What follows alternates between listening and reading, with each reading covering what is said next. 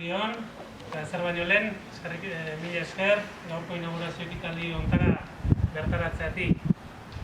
Zakizuen modun, COVID-ak eragindako osasun egoera dela eta ezin izan dugu nahi eta proiektu handi honek merezi duen eta eskatzen duen moduko inaugurazio ekitaldirik egin.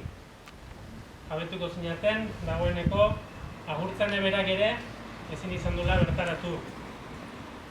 Gaur, jende gehiagok ere behar zuen hemen. Esate baterako, urte luze hauetan, Zumarterekin, modu batez edo bestez, lotura izan duten herritarrak. Ez dira gutxi. Ikusi besterik ez dago, herri honetan dagoen musika sorkuntza, musikari ekintzaile apartak, musika talde ugari, abeslari, eta hori guztia ez da zori kontua izan. Horren guztiaren atzean, Zumarte dago. Zumarte musika eskolak urte luzeetan egindako lanaren arrastoa, emaitza da.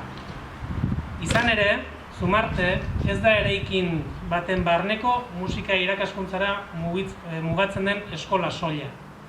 Ez hori bakarri behintzat. Zumartek herri dimentsioa du, egitasmo bizia da. Gure herriari musikaz gozatzeko aukera eman, eta gure herriko plaza, kale edota edozein ekitaldi musikaz blaitzen dituen egitasmoa da. Eta gainera, hau guztia, herriko beste eragile eta taldeekin elkarlanean ari dena. Aforoak mugatuta ezin izan ditugu gonbidatu aurreko udal gobernuko hautetsi guztiak ere. Haiek abiatutako proiektua, inbertsioa da hau. Haien bulkada, konpromiso, alegina, esfortzurik gabe, ez ginateke gaur hemen izango. Bultzada eta konpromiso itzela haiek zabaldutako bidean jarraitu dugu lanean gu.